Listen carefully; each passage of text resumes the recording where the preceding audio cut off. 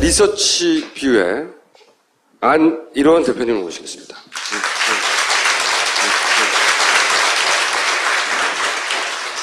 리서치 뷰는 들어보셨어요? 정치 컨설팅 그리고 여론조사 하는 곳입니다. 이곳에서 제가 모신 이유는 뭐냐면, 지난 총선 평가를 이제 객관적으로 할 수 있는 시간이 이제 충분히 지났다고 생각이 드는데, 각 지역에서 성적을 한번 되돌아보려고 해요. 원인이 뭐고, 지금의 지형이 만들어진 이유가 뭔가. 그 중에서 먼저 호남을 알아볼까 하는데, 리서치뷰에서 얼마 전에 민주당에서 총선 평가를 했거든요. 네. 그때 가서 발제하시고 발표하신 내용들이 있어요. 그 중에 제가 일부 자료를 받았는데, 호남에서 민주당이 패배한 이유에 대해서 일단 두 가지로 가보죠, 그냥. 두 가지로. 결론을 이렇게 내셨더라고요. 뭐냐면, 공천 참사, 전략 부재, 비례 파문, 정준호 씨는 광주에서 문재인, 대선 불출마 선언하면서 삼보 일배를 시작한 후 6시간 만에 무릎이 아파서 병원에 가신 분 있잖아요. 그분이에요. 그분 개인이 일으켰던 파장이 큽니까? 그 지역에서? 4월 4일로 기억이 되는데요. 네. 문재인 정계 은퇴, 대선 불출마 요구하면서 삼보일배를 한. 그게 파문이라고 할 정도, 민주당의 호남 패배의 일정 영역을 기억할 만큼 파괴력이 있었어요? 전남, 전북은 조금 지역적으로 좀 거리감이 있기 때문에 좀 별도로 분석할 필요는 있습니다만은. 광주는 거의 선거운동 기간 중에 터졌던 악재 중에 최악의 사태였던 걸로 저희는 보고 있습니다. 자, 그리고 선대위 무기력했고, 김정인 체제의 문제, 그 다음에 위기관리 시스템이 부재했다. 그리고 메시지 캠페인이 전략 부재했다. 이렇게 결론을 냈어요. 이것이 호남에서 민주당이 지금의 성적을 거둔 이유다. 그런데 이제 여론조사 전문기관 대표시니까 요 결론이 실제 선거 기간 중에 어떤 식으로 지지율에 반영됐는지를 거꾸로 한번 보고 싶어서 제가 이거 결론을 먼저 내고. 네. 자, 이게 이제 호남 지역만 따로 떼서 1월부터 창당 발기인 대회부터 그 다음에 총선 이후까지의 여론조사 추이를 이렇게 보여주신 거예요. 근데 아시다시피 녹색이 국민당이고요. 파란색이 더민주인데 여기서 크게 한번 출렁이고, 그리고 이게 이제 총선 직후의 변화거든요. 여기서 말씀하신 요인이 발생한 이때가 언제입니까? 이렇게 지금 보면 국민의당이 쭉 치고 올라가다가 한번 역전이 됐어요. 그죠? 네. 크게 여기서 요 시점이 언제고 다시 재역전이 일어나는 게 어떤 이유 때문인지. 3월 25일이면 이제 후보 등록 마감일입니다. 네. 네, 마감일이고 4월 2일이 이제 선거운동 개시일 직후인데 3월 25일 직전에 이제 비례대표 파문, 셀프 공천 2번. 네. 네, 그리고 그 직전에 이제 정준호 전략 공천, 여러 가지 악재들이 계속 누적이 됩니다. 정청래 의원 컷오프는 3월 25일 이전이죠. 2차 컷오프였으니까요. 여기. 예, 3월 10일에 1차 컷오프, 그리고 3월 20일 안 돼서 아마 직전에 2차 컷오프. 요 꺾이기 직전이군요. 예. 네. 그러면서 3월 25일 후보 등록이 마감되고 선거운동이 시작되기까지의 김종인 더불어민주당의 어떤 캠페인이 굉장히 난조에 빠집니다. 난조에 빠지면서 더군다나 3월 25일 직전이면 국민의당도 굉장히 공천 파동이 계속 여진이 진행되던 시점이었거든요. 네. 그럼에도 불구하고 여야 이쪽 저쪽 다 악재가 있었음에도 불구하고 3월 25일부터 3월 31일이 선거운동의 시작일인데 아마 기억들 하시겠습니다만은 이번 총선에 나타난 민의를 보면 결론적으로 지난 8년에 대한 엄중한 심판이었고, 그럼에도 불구하고 후보 등록이 끝났고, 후보 등록이 끝났다라는 건 이제 정당 간 연대는 물 건너간 거지 않습니까? 네. 근데 그럼에도 불구하고 선거운동이 시작되는 시점까지 계속 야권 연대, 후보 단일화를 촉구하면서 심판 대상은 실종돼 버리고 오히려 국민의당과 안철수 의원의 가치가 그만큼 부풀려지면서 결국 야야 갈등이 전면화되죠. 그런 상황에서 이제 4월 2일 조사에서 국민의당이 약 12%포인트 차로 격차를. 여기서 불과 일주일 사이에 그렇죠. 보시면 일주일 사이에 거의 40%대에서 20% 중반까지 한 번에 쭉 떨어졌어요. 일주일 사이에. 반면 일주일 사이에 10% 이상 쫙 올라가고. 예. 여기를 한 번도 극복하지 못한 거군요. 그렇습니다. 그러니까 지금 저 3월 25일부터 선거운동 시작 사이에 이제 여러 가지 그 전에 필리버스터 사건도 있었고 여러 가지 이제 이슈들이 있었지만 본격적인 선거운동이 시작됐고 이제 판정리가 끝난 상태란 말입니다. 그러면 각 당이 그동안 준비했던 어떤 전략적 캠페인이 이제 진행이 돼야 되는 시점인데 기억하시겠지만 새누리당은 언제 그랬냐는 듯 일사불란한 이런 그 선대위를 구성하고 뭐 무등 태우기도 하고 등등 하면서 어쨌든 캠페인을 시작하는 반면에 더불어민주당은 야야 갈등을 전면화시키고 두 번째로 총선이나 대선, 지방선거 국면에서 항상 공천이 일단락되면 어떤 그 드림팀을 꾸려서 표의 확장성 있는 모든 당내 인사들을 결집시켜서 이런 선대위를 구성하는 게 일반적이지 않습니까? 그렇죠. 이때부터 본격적으로 사실 장사의 시작인데. 그렇죠. 네. 그런데 진영 의원, 김진표 의원 같은 경우에는 뭐 19대 총선 때 야권층들이 낙선 운동을 전개할 정도로 뭐 상당히 그런 분들이 이제 선대에 결합하는데 그분들이 전혀 역할을 못하죠. 반면에 이제 안철수 국민의당은 뭐 전방위적인 그런 선대위를 구성해서 이제 호남을 공략하게 되고요. 그때 이 시점에 안철수 대표가 계속 호남에 가죠. 예. 자기 지역구 선거운동을 안 하고 계속 호남에 가서 공을 들이기 시작하고 반면 더민주에서는 말씀하셨듯이 활동하는 데라고 해봐야 덧컷 유세다. 떨어진 사람들. 그러니까 총선 시작되고 나서 진짜 선거운동이 없었어요. 그렇습니다.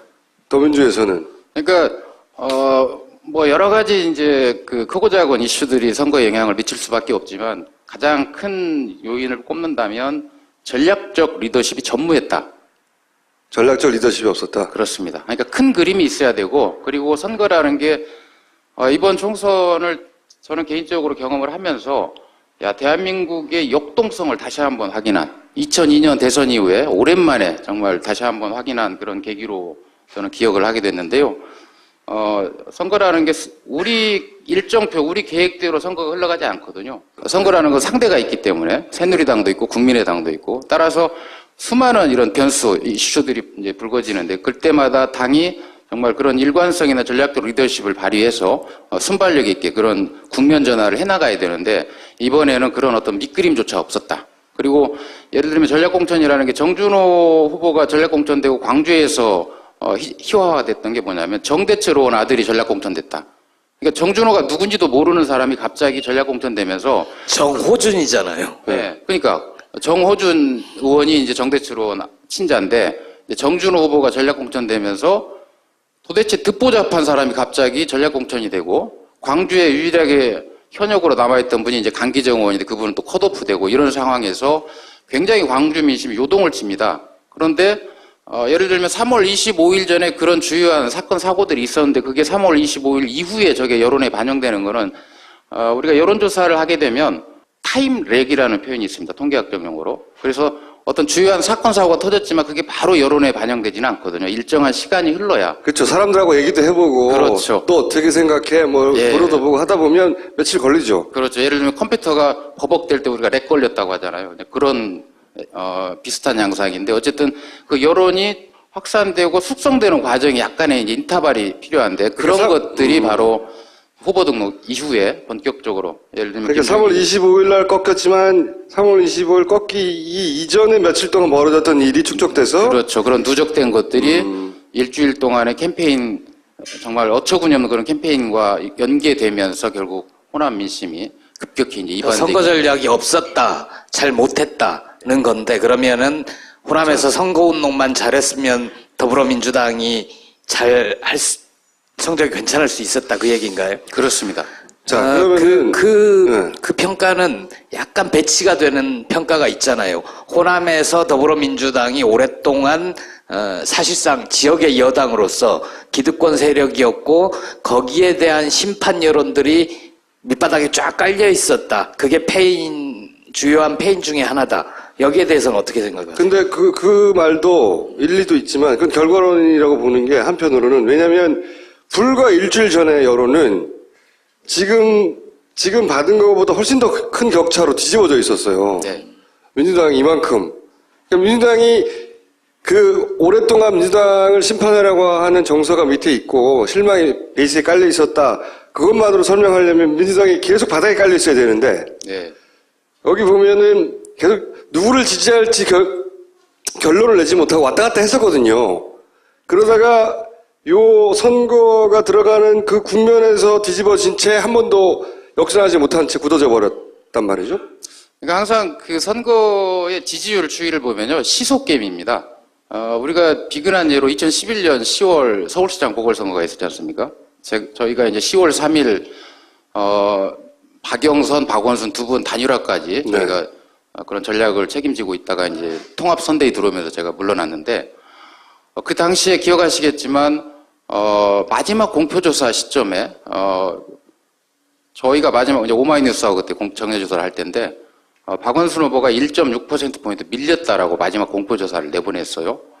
그리고 그 다음날과 그 다음날 이틀간 부재자 투표가 있습니다.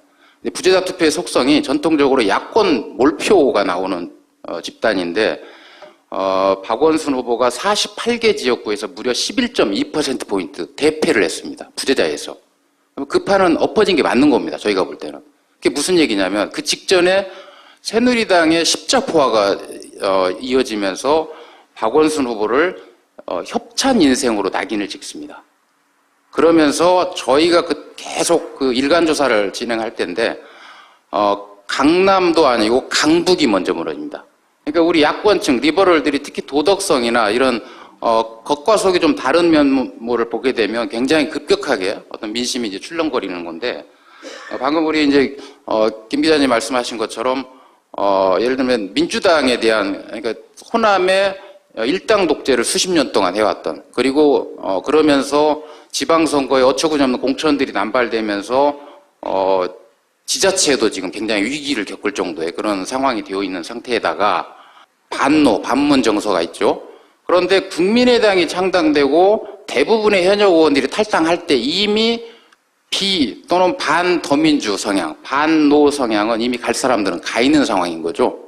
그리고 그런 추이들이 필리버스터가 진행되면서 더불어민주당의 존재감이 올라가면서 지지율이 급격히 회복되다가 그런 악재들이 터지고 그 이후에 어떤 전략적이지 못한 그런 캠페인이 진행되고 그 다음에 호남에 이미 반문 정서가 프레임화 되어 있다라는 건 삼척동자도 다 알고 있는 사실이었습니다. 근데 그것을 극복하고자 하는 어떤 당 차원의 중앙당 차원의 노력이 너무 미흡했던 거고 김종인 위원장의 어떤 독선적인 그런 캠페인들이 맞물리면서 결국 호남 민심이 등을 돌린 거다.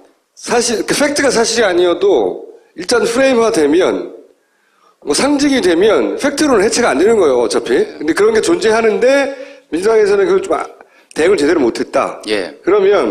그러다 보니까 당 내에서도 문재인 대표가 가야 된다. 네. 가지 말아야 된다.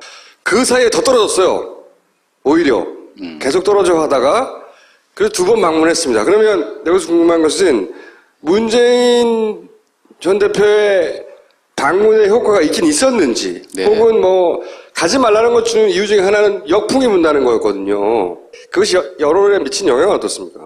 선거라는 게 결국 우리가 설득 불가능한 대상을 상대로 해서 캠페인을 하는 거 그건 필패 전략이잖아요. 네. 결국 우리를 전통적으로 지지하고 우리가 설득해서 다시 2번을 찍을 수 있는 사람들을 어떻게 결집을 해낼 거냐의 문제인데 그렇다면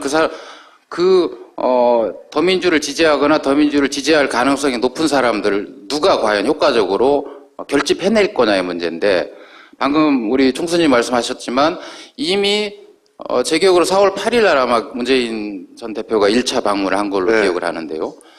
그 전에 이미 대부분의 매체에서 문재인은 광주를 갈 수도 가지 않을 수도 없는 판을 이미 만들어 놓은 상태였습니다. 네.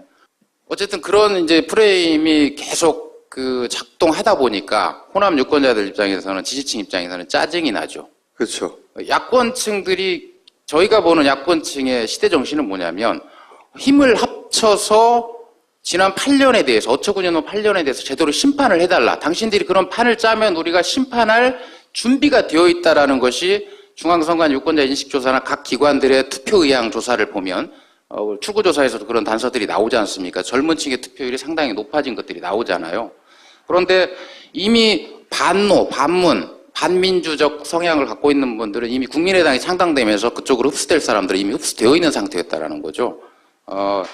그리고 실제로 그러면 김종인, 문재인 두 전 현직 대표가 과연 호남에 가서 누가 더 표를 많이 끌어왔느냐, 네. 그걸 계량하는 것은 쉽지는 않습니다만은 이제 우리가 소설을 쓰지 않고 분석할 데이터가 남아 있습니다. 그게 빅데이터라는 거거든요. 네. 뭐 지금 페이스북 이용자가 1,600만이 넘고 SNS의 영역이 있기 때문에, 그래서 저희가 4월 초에 3월 1일부터 4월 4일까지 문재인 전 대표와 김종인 대표가 더민주 후보들의 지원 유세를 갔던 지역의 SNS 버즈량, 그 후보들의 언급량을 분석을 해봤습니다. 그런데 대략 한 10대 1 정도로 문재인 후보가 더민주 후보들에게 캠페인 효과를 극대화시켜주는 걸 데이터로 확인을 한 적이 있고요. 실제로 전북 지역 4월 1일 날 김종인 대표께서 전주 갑 김윤덕 후보 지원 유세를 갔는데 김종인 전 대표가 지원 유세를 가기 전에 평균 김윤덕 후보 SNS 언급량이 21건에 불과했는데 지원 유세를 간 당일 날은 77건으로 한 3배 정도 늘었습니다. 근데 절대적으로 적죠. 반면에 문재인 전 대표가 3월 30일 날, 이때는 이제 호남 오지 마라고 하니까 계속 동부벨트, 수도권 쪽으로 움직였던 거잖아요. 경북 경주의 이상덕 후보, 별로 인지도가 높지 않은 후보잖아요. 지원 전에 평균 언급량이 39건이었는데 문 전 대표가 지원 간 당일날 언급량이 1,360건이 넘습니다. 비근한 예로 한 가지만 더 들면요. 4월 3일 날 서울 강동갑 진선미 후보 문재인 전 대표가 지원 유세를 갔는데 진선미 의원은 뭐 필리버스터도 진행했고 상당히 좀 인지도가 있는 분이잖아요. SNS상에서 상당히 좀 활동량이 있는 분인데 평균 언급량이 지원 전에는 1,600여 건이었는데 지원 당일날은 5,500건이 넘습니다. 김종인 전 대표는 4월 2일 광주 동남갑의 최진 후보, 전략공천 받은 최진 후보 지원 유세를 간 적이 있는데요. 지원 전 평균 언급량 33건, 지원 당일 언급량 65건입니다. 그러니까 SNS 데이터만 분석을 해보면 누가 과연 야권층에, 더민주 지지층에 훨씬 더 소구력이 있고 그들을 결집을 해낼 수 있는 거냐. 4월 12일 날 마지막 지원 유세를 호남 방문, 2차 방문하고 올라오면서 완주 무진장을 방문하고 올라오신 걸로 알고 있습니다. 아마 저녁 8시가 넘어서 9시 다 돼서 방문한 걸 알고 있는데 실제로 전북에서 이춘석 의원하고 안호영 후보 두 분이 당선되죠. 더민주 소속에서 1% 차이로 이겼습니다. 근데 거기는 저희가 여론조사도 계속 트래킹 조사를 했었고요. 문 대표께서 마지막 9시 직전에 아파트 단지에, 완주의 아파트 단지에 방문을 하셨는데 30, 40대 학부모들이 자녀들을 안고 뭐 수백 명이 나와서 정말 그쪽 캠프에 총괄했던 친구 얘기로 자기네는 분명히 문 전 대표 지원 유세에 덕을 봤다. 1% 이겼습니다. 완무진장이. 뭐 그런 어떤 데이터의 비교 분석을 해보면 보다 더 객관적인 그런 효과는 측정할 수 있다. 그리고 또 이렇게도 바라볼 수 있을 것 같아요. 지지율을 결집시키는 효과도 있긴 있었지만 네. 반대로 그 반문 정서를 자극해서 반문 정서 가진 분도 분명히 존재하니까 네. 그분들이 결집하게 하는 효과도 내지 않았을까요? 물론 그렇게 생각할 수 있습니다. 그렇게 생각할 수 있는데 지금 저희가 이제 4월 11일, 12일, 13일 3일간 네. 마지막 호남 지역 예측 조사를 했었는데요. 여기가 방문한 직후예요. 그래서 여기서 리얼미터 2차 방문한. 예, 2차 방문한 날입니다. 리얼미터 곡선하고 비슷한 거죠. 막판에 올라가기 시작했으나 여기서 내려오고 그렇죠. 만나기에는 너무 멀다. 그래서 진작에 갔어야 된다. 뭐 이런 얘기를 그렇습니다. 그때는 했었었는데 똑같이 분석하세요? 진작에 갔어야 한다? 그렇죠. 그러니까 4월 4일 날 정준호 파문이 터지고요. 문재인 정계 은퇴 촉구하는. 그리고 4월 8일 날 1차 광주 방문을 하지 않습니까? 그리고 이제 4월 11일, 12일 이틀간 이제 마지막 그 방문을 하게 되는데 저희가 4월 4일 정준호 파문이 터지고 4월 6일 날 저게 이제 마지막 공표 조사입니다. 7일부터 조사 결과는 공표가 금지되기 때문에 마지막 공표 조사를 발표했는데 41대 28이지 않습니까? 저 조사에 차기 대권 주자 지지율 조사를 저희가 해서 발표를 했고 아마 뭐 보신 분도 있겠지만 여기 대권 주자 주제를 여기 있습니다. 그렇습니다. 저 조사에서 20대, 30대가 50% 내외의 문재인 지지 의향을 밝힙니다. 그러니까 저희가 그 조사를, 그 데이터를 분석하면서, 정준호 파문이 터지고 문재인 대표가 궁지에 몰릴 대로 몰린 상태였거든요. 그리고 8일날 이제 광주 방문을 하게 되는데, 저희는 그 전국조사 테이블을 분석하면서 20, 30대가 문재인 병장 구하기에 본격적으로 나섰다. 라고 저희는 해석을 했습니다. 그게 전국에서 그렇다는 거죠? 네, 전국에서 그러니까 그렇죠. 호남에서 그때도 총선 직후 그런 얘기 했었는데, 호남에서 곤욕을 치르는 것이 타 지역에서 문재인 지지자를 결집시키는 효과가 있었다. 수도권에서. 그렇죠. 그게 수치로도 나옵니까? 그렇습니다. 같은 기간 동안 보시면, 이건 또 거꾸로요. 그 안철수 대표가 3월 25일부터 4월 20일 사이에 이렇게 쭉 떨어집니다. 그죠? 네. 그러다가 4월 2일 이후 쭉 올라가죠. 그래서 선거일에 이르러서는 호남 지역에서 대권 지지율 1위예요. 안철수 대표가. 그리고 문재인 대표는 쭉 올라가서 이 컷오프, 셀프 공천 아직 반영되기 전이죠. 최고치를 치다가 요 선거운동 개시일 직후부터 쭉 떨어집니다. 다시. 그리고 나서 혼전을 벌이다가 여론조사 결과 발표가 안 되는 이 기간 동안에는 벌어졌어요. 이렇게. 그런데 참 재밌는 것은 선거 개표일 날 이렇게 가장 큰 격차가 벌어졌거든요. 17%가 거의. 근데 선거 다음 주 여론조사를 했더니 여기서는 5%가 상승하고 여기서는 거의 4%, 5% 가까이 떨어져요. 네. 그리고 대권 주자 지지율 추이도 이렇게 비슷한 양상을 보입니다. 이게 거의 붙어요, 이렇게. 이거 왜 그런 겁니까? 2016년 4월 13일을 관통할 호남 사람들의 제1의 시대 정신이 뭐냐? 그게 과연 기득권을 누려온 민주당 심판이 더 중요한 거냐? 아니면 지난 8년에 대한 심판을 제대로 해서 정부 여당을 제대로 심판할 수 있을 거냐? 어디에 더 비중을 두고 있을 거냐라는 궁금증을 우리가 가져볼 필요가 있습니다. 그리고 호남만 따로 떼어놓고 호남의 선거 결과만을 따로 떼어놓고 호남의 더민주 참패 요인을 분석하는 것은 명백한 한계가 있다라는 거죠. 왜냐하면 호남 사람들은 역대 선거에서 매우 전략적인 투표 행태를 보여왔기 때문에 그리고 2012년 대선 이전에 경선 국면에서도 매우 심각한 친노 패권 관련한 이런 프레임이 작동을 했지만 그럼에도 불구하고 90% 내외의 압도적 지지를 보내는 곳이 호남이거든요. 그러니까 호남 사람들이 노무현 정부 문재인 전 대표에 대해서 일정한 그런 프레임화된 그런 불만족들이 있다 하더라도 2016년 4월 총선에 거는 가장 큰 기대감은 저희가 볼 때는 정권 심판이었다. 그런데 4월 13일 출구조사 소스가 나오기 전까지 그럼에도 불구하고 새누리당의 과반 의석이 확실시 된다.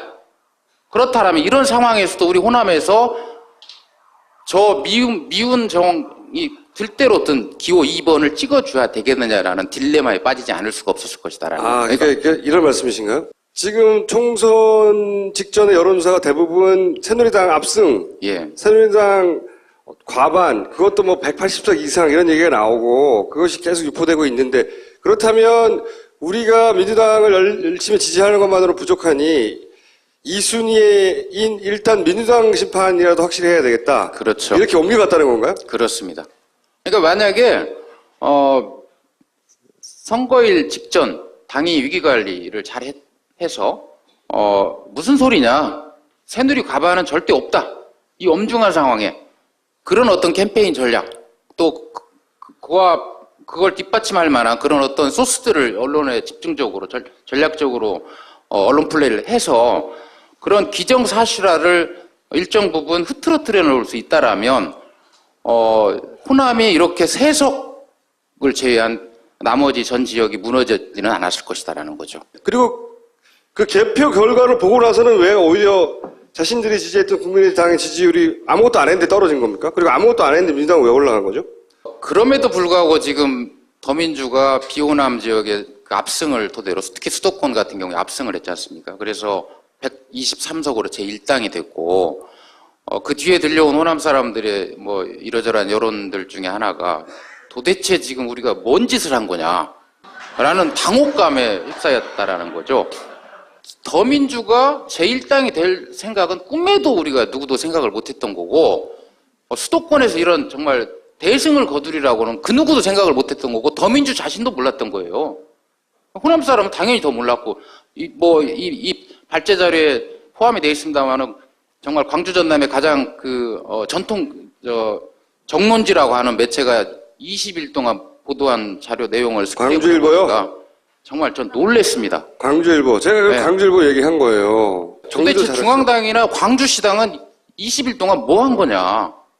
이런 기사들이 쏟아져 나오고 있는데. 문재인 더민주 악마. 그리고 국민의당 안철수 천사.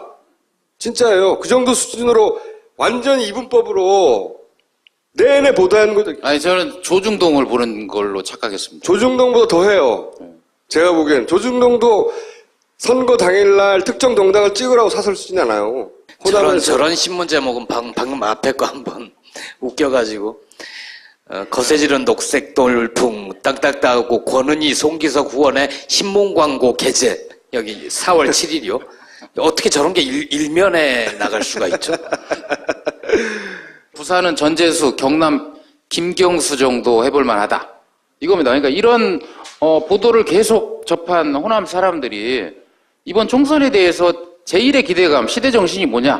근데 그게 이미 완전 비참하게 무너져 버렸다. 대충 윤곽은 그렇습니다. 그런데 그 김종인 체제 공과를 얘기하면 어떻습니까? 그러면 김종인 비대위원장을 이제 영입할 때 야권층이 바라볼 때는 굉장히 정서적으로 좀 공감할 수 없는 그런 여러 가지 측면들이 있잖아요. 그럼에도 불구하고 지난 10수년 동안 야권이 분열, 갈등, 집안 싸움으로 날을 샜단 말입니다. 그리고 작년 한 해 동안도 28 전대가 끝나고 나서 430 재보선 참패하고, 그리고 작년 말까지 계속 문재인 퇴진, 그다음에 추석 직전에 문 대표가 이제 재신임을 들고 나왔는데 뭐 재신임도 필요 없다 물러나라 등등 이렇게 진행되다가 안철수 의원이 12월에 탈당하고 줄줄이 이제 이어서 탈당을 하지 않습니까? 그리고 이제 그럼에도 불구하고 당내에서 문재인으로는 이번 총선 필패다 이런 정서들이 있다 보니까 이제 김종인 위원장을 삼고처리해서 모셔온 것 같은데, 어쨌든 당내 안팎에서는 기대 반 우려 반이 있었단 말입니다. 오죽하면 김종인이라는 사람을 모셔와서 비대위원장을 맡길까? 당의 심장부를 맡긴 거잖아요. 사령탑을 맡긴 거고. 근데 저분이 과연 이번 총선을 잘 진두지휘해 나갈 수 있을까라는 그런 우려도 상당히 많이 있었단 말이죠. 그리고 뭐 여러 가지 북한 관련 뭐 이런 그 발언이나 여러 가지 좀 우려스러운 그런 돌출 발언들도 있었고. 가장 큰 피해를 준 부분이 뭡니까? 공은 앞부분에 있었고. 호남이 더민주를 버린 게 아니라 더민주가 호남을 버린 것이다. 이번 총선 국면에서. 결국 그러니까 호남에 대한 전혀 무대책이었다라는 거죠. 호남에 대해서 대책이 없었다. 네. 예를 들면 일제 시대 때나 구한말 때는 호남 인구가 영남 인구보다 더 많았습니다. 근데 그분들이 이제 먹고 살기 힘드니까 어느 때부터 뿔뿔이 수도권으로 이제 대이동을 하게 되면서 지금은 영남 인구의 뭐 한 절반 정도밖에 안 되는데, 예전에 이미 수도권이나 뭐 이쪽으로 이주해온 원적자들 있지 않습니까? 이분들이 예전 같지가 않습니다. 근데 어쨌든 호남의 민심이 쌍방향으로 수도권에 와 있는 호남 원적층들과 쌍방향으로 이런 그 교감을 하고 어떤 전략적인 투표 행태를 보이는데 호남 본토가 무너져 버린 거예요. 그러니까 무대책이었던 거죠. 전략공천이라는 것도 정말 전략적으로 판단해서 전략공천을 해야 되는 건데 이번 전략공천은 말 그대로 전략이라고 할 수 없는. 그러니까 결국 김종인 위원장이 나름 최선을 다 하셨겠지만 그분의 마인드가 워낙 그 본인의 어떤 고집스러운 자기 어떤 확고한 신념 이런 것들이 이번 한 두세 달간의 어떤 그 총선 국면에서 지혜롭게 그게 현 민심과 잘 연동해서 갈 수 있는 한계가 좀 있었지 않나라는 생각이 그 마지막 질문인데요. 국민의당이 밑바닥에서 계속 끌고 가고 그리고 광주일보도 계속 유포하고 종편에서 계속 유포한 게 이제 호남 홀대론이란 말이죠. 그래서 박지원 대표가 내내 그 얘기를 했어요. 원내대표가. 내내 호남이 홀대받는다. 뭐 그러면서 반문정서 기본적으로 이렇게 문재인으로는 안 된다. 호남은 홀대받고 있다.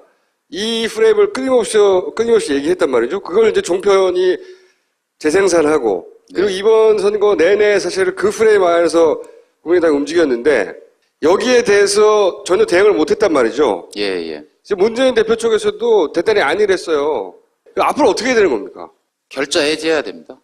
결자 해지라는 건 그러니까 당 차원에서도 노력을 해야 되고, 그러니까 문재인이라는 사람이 더불어민주당의 훌륭한 자산이라고 인정한다라면 당 차원에서도 노력을 해야 되는 거고요. 특히 이 친노, 반노, 반문 정서를 궁극적으로 줄이거나 시켜야 될 책임은 문재인 전 대표가 더 크다고 보고요.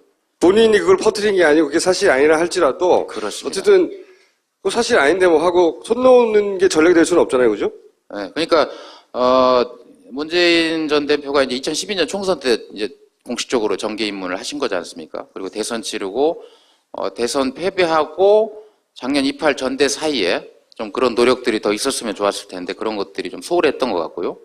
그리고 당 대표가 되고 나서 이번 비대위 체제까지 한 1년여 동안에 당내에 워낙 크고 작은 갈등들이 있다 보니까 호남에 공을 들일 만한 어떤 시간적 여유가 없었을 텐데 이제 본인이 이제 비대위에 바톤을 넘기고 그 총선에도 불출마했으니까 시간적 여유가 좀 있기 때문에 그런 것들을 좀 잘 활용해서 실제 호남민들하고 부대끼면서 그런 어떤 오해들을 줄여 나가고 또 그런 어떤 진심들을 확산시켜 나가는 거 이게 결국 문재인 전 대표의 하나의 주어진 숙제가 아닐까 싶습니다. 그거 사실 굉장히 어려워요, 그런 거. 한번 프레임 짜지면 뛰어넘는다는 게. 네, 지금 23일이 노무현 대통령 7주기 아닙니까? 그래서 네. 저희가 2011년 5월부터 이제 오늘 카운팅을 해보니까 총 19차례 전현직 대통령 호감도 조사를 해서 저희가 발표를 했더라고요. 전 대통령 호감도 조사. 네, 5년 동안.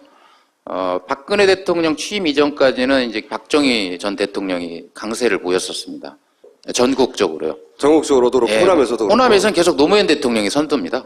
호남에서는. 네, 네. 이번 조사에서도 호남에서는 노무현 대통령이 전국 평균은 39.2%였고요. 호남에서는 40%가 넘습니다. 그게 호남의 어떤 반도 정서거든요. 정서가 호남의 지배 정서라고 하는 것도 말이 안 되는 거예요, 그죠? 예. 그러니까 지금 호남의 엘리트, 그다음에 목소리 큰 오피니언 리더들, 그리고 호남의 주요 매체들, 뭐 이 그룹들이 대체로 반노 반문 정서가 상당히 강고합니다. 2012년 대선 경선 전에도 저희가 지역 매체들하고 여러 유형의 조사를 해봤기 때문에 분위기를 좀 아는데 어쨌든 지금 더 심화되어 있는 것 같고요. 또 앞으로 이제 국민의당이라는 존재가 있기 때문에 더 갈등이 확산될 수도 있는데 그럼에도 불구하고 전체적인 그런 그 지표의 흐름을 보면 호남에서 가장 진보적인 그런 의향은 계속 일관되게 유지되고 있고요. 김대중 대통령의 고향 그 연고지가 호남임에도 불구하고 노무현 대통령이 2~3배 이상 높습니다. 그 일관되게 확인되고 있거든요. 그리고 지금 호남에서 문재인 전 대표도 물론 안철수 의원이 지금 이제 총선 선전한 그 이후에 상당히 선전을 하고 있는데 저희가 볼 때는 지금 더불어민주당의 지도체제가 매우 비정상적이다. 그러니까 호남 사람들이 볼 때 시큰둥에 있는 겁니다. 네, 그런 지도부가 계속되면 진행되면 될수록 호남에서는 계속 유보적인 그런 입장을 보일 가능성이 높고요. 새로운 지도체제가 형성되고 나서 다시 한번 어떤 그 변곡점이 생길 것이다라고 저희는 보고 있습니다. 자, 그러면 오늘 여기까지 하고요. 그 다른 지역 분석도 좀 해주세요. 다음 시간에 나오죠. 네네. 그러니까 알겠습니다. 수도권이랑 영남에서 왜 이렇게 이겼고 수도권에서 왜 이렇게 많은 표가 나왔는지 네. 전체적인 분석을 다음 시간에 계속 이어가겠고 오늘은 호남 지역을 다뤄봤습니다. 박수 부탁드립니다.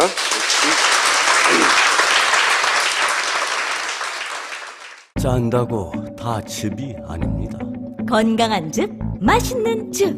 핵꿀즙, 즙하라, 즙통령, 맛의 오르가즘. 건강과 다이어트를 동시에 잡는 코코스 클렌저 주스. 딴지마켓에서 만나보세요. 참 싸지. 본격 직장인 드라마 공생 대리운전 편. 부장님 가볍게 한잔 하시죠. 나 차 가져왔는데. 아예 착한 콜 대리운전이 있잖아요. 부를 때마다 500원이 기부되는 착한 콜. 딴지가 기부 내역을 검증한 착한 콜 1800-9998 대리운전도 믿고 맡기세요. 꽃 배달은 1800-9222, 퀵 서비스는 1800-9668로 착한 콜 하실 수 있습니다.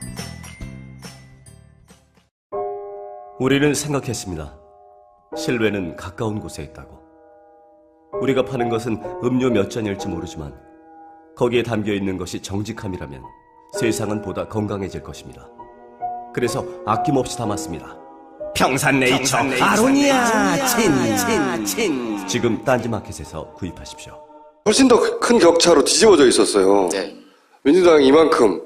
그러니까 민주당이 그 오랫동안 민주당을 심판하려고 하는 정서가 밑에 있고 실망이 베이스에 깔려 있었다. 그것만으로 설명하려면 민주당이 계속 바닥에 깔려 있어야 되는데 네. 여기 보면은 계속 누구를 지지할지 결론을 내지 못하고 왔다 갔다 했었거든요. 그러다가 요 선거가 들어가는 그 국면에서 뒤집어진 채 한 번도 역전하지 못한 채 굳어져 버렸단 말이죠. 그러니까 항상 그 선거의 지지율 추이를 보면요. 시속 게임입니다. 우리가 비근한 예로 2011년 10월 서울시장 보궐선거가 있었지 않습니까? 저희가 이제 10월 3일, 박영선, 박원순 두 분 단일화까지 저희가 그런 전략을 책임지고 있다가 이제 통합선대위 들어오면서 제가 물러났는데, 그 당시에 기억하시겠지만, 마지막 공표조사 시점에, 저희가 마지막 이제 오마이뉴스하고 그때 정례조사를 할 때인데, 박원순 후보가 1.6%포인트 밀렸다라고 마지막 공표조사를 내보냈어요. 그리고 그 다음날과 그 다음날 이틀간 부재자 투표가 있습니다. 근데 부재자 투표의 속성이 전통적으로 야권 몰표가 나오는 집단인데, 박원순 후보가 48개 지역구에서 무려 11.2%포인트 대패를 했습니다. 부재자에서. 그 판은 엎어진 게 맞는 겁니다. 저희가 볼 때는. 그게 무슨 얘기냐면 그 직전에 새누리당의 십자포화가 이어지면서 박원순 후보를 협찬 인생으로 낙인을 찍습니다. 그러면서 저희가 계속 그 일간 조사를 진행할 때인데 강남도 아니고 강북이 먼저 무너집니다. 그러니까 우리 야권층 리버럴들이 특히 도덕성이나 이런 겉과 속이 좀 다른 면모를 보게 되면 굉장히 급격하게 어떤 민심이 이제 출렁거리는 건데 방금 우리 이제 김 기자님 말씀하신 것처럼 예를 들면 민주당에 대한 그러니까 호남의 일당 독재를 수십 년 동안 해왔던 그리고 그러면서 지방선거에 어처구니없는 공천들이 남발되면서 지자체도 지금 굉장히 위기를 겪을 정도의 그런 상황이 되어 있는 상태에다가 반문 정서가 있죠. 그런데 국민의당이 창당되고 대부분의 현역 의원들이 탈당할 때 이미 또는 반더민주 성향, 반노 성향은 이미 갈 사람들은 가 있는 상황인 거죠. 그리고 그런 추이들이 그대로 선거가 흘러가지 않거든요. 선거라는 건 상대가 있기 때문에 새누리당도 있고 국민의당도 있고 따라서 수많은 이런 변수, 이슈들이 이제 불거지는데 그때마다 당이 정말 그런 일관성이나 전략적 리더십을 발휘해서 순발력 있게 그런 국면 전환을 해나가야 되는데 이번에는 그런 어떤 밑그림조차 없었다. 그리고 예를 들면 전략공천이라는 게 정준호 후보가 전략공천되고 광주에서 희화화가 됐던 게 뭐냐면 정대철 의원 아들이 전략공천됐다.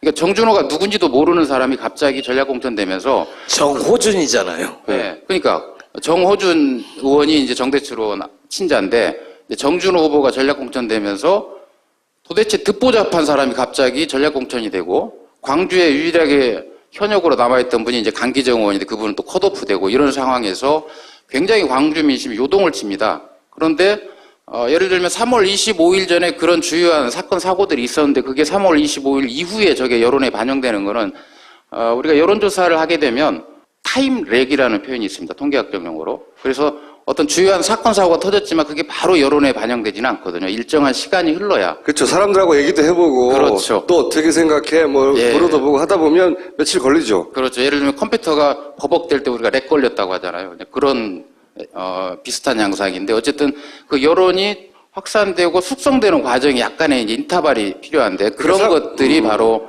후보 등록 이후에 본격적으로 예를 들면 그러니까 3월 25일 날 꺾였지만 3월 25일 꺾기 이전에 며칠 동안 벌어졌던 일이 축적돼서 그렇죠. 그런 누적된 것들이 일주일 동안의 캠페인 정말 어처구니없는 그런 캠페인과 연계되면서 결국 호남 민심이 급격히 이제 이반되기. 선거 전략이 없었다, 잘 못했다는 건데 그러면은 호남에서 선거운동만 잘했으면 더불어민주당이 성적이 괜찮을 수 있었다 그 얘기인가요? 그렇습니다.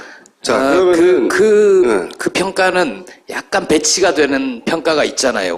호남에서 더불어민주당이 오랫동안 사실상 지역의 여당으로서 기득권 세력이었고 거기에 대한 심판 여론들이 밑바닥에 쫙 깔려 있었다. 그게 주요한 패인 중에 하나다. 여기에 대해서는 어떻게 생각하세요? 근데 그 말도 일리도 있지만 그건 결과론이라고 보는 게 한편으로는, 왜냐하면 불과 일주일 전의 여론은 지금 받은 것보다 리서치 뷰에 이러한 대표님을 모시겠습니다.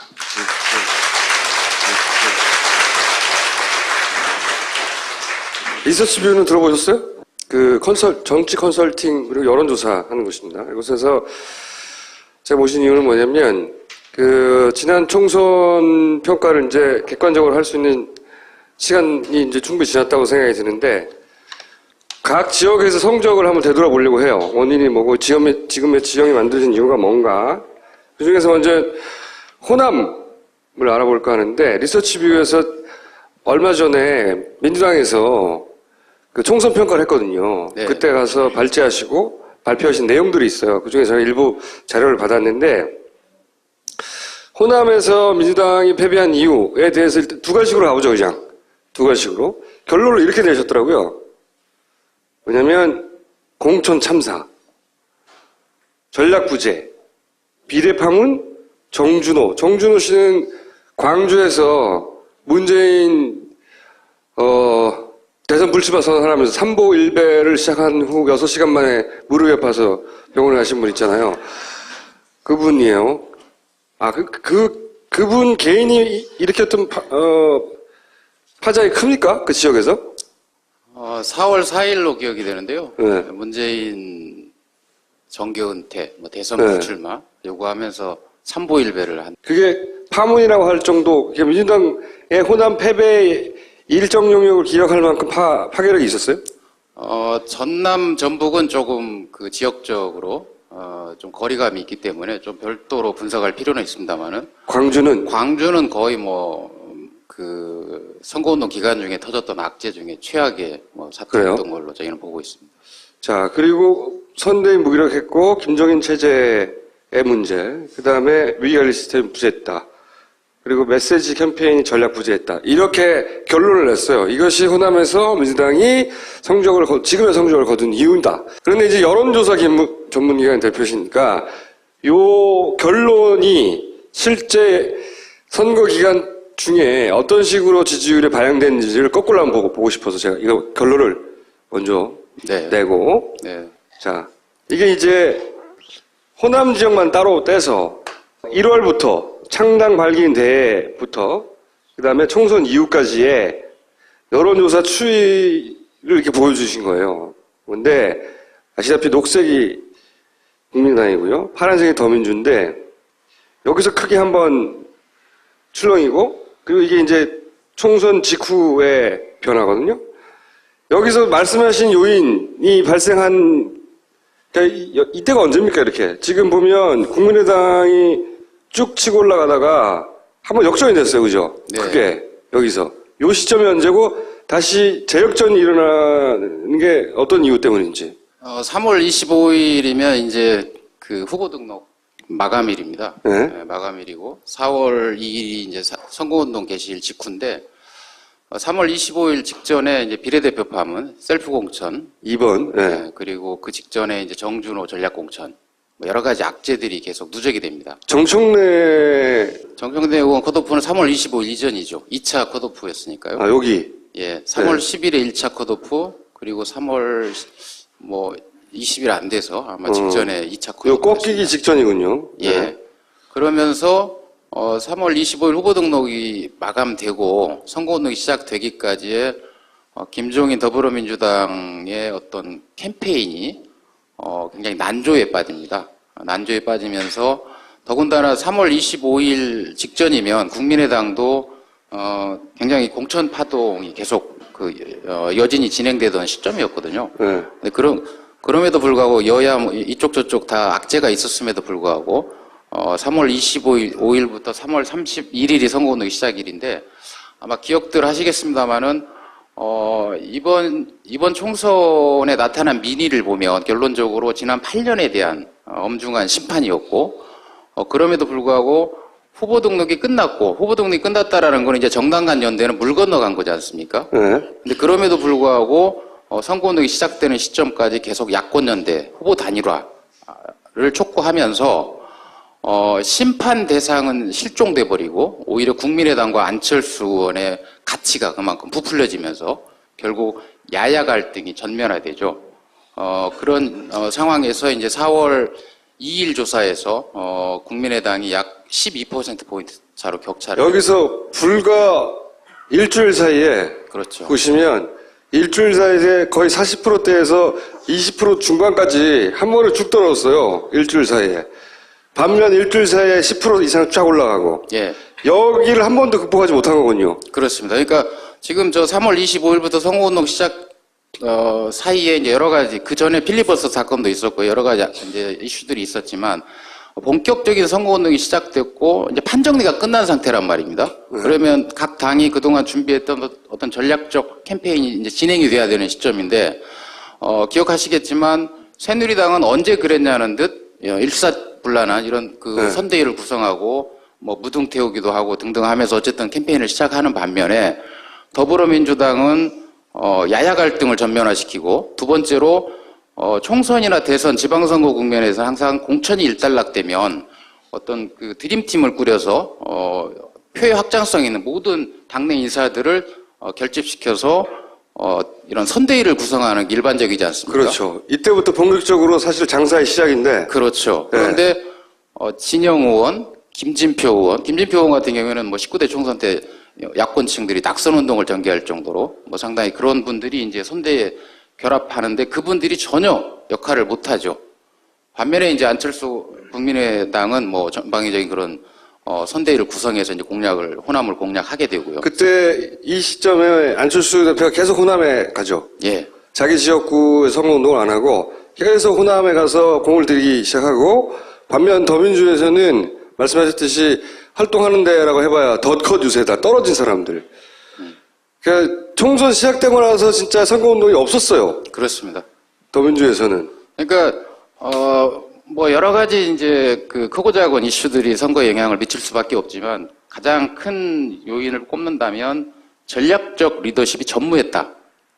전략적 리더십이 없었다. 그렇습니다. 그러니까 큰 그림이 있어야 되고 그리고 선거라는 게 이번 총선을 저는 개인적으로 경험을 하면서 대한민국의 역동성을 다시 한번 확인한 2002년 대선 이후에 오랜만에 정말 다시 한번 확인한 그런 계기로 저는 기억을 하게 됐는데요. 선거라는 게 우리 일정표, 우리 계획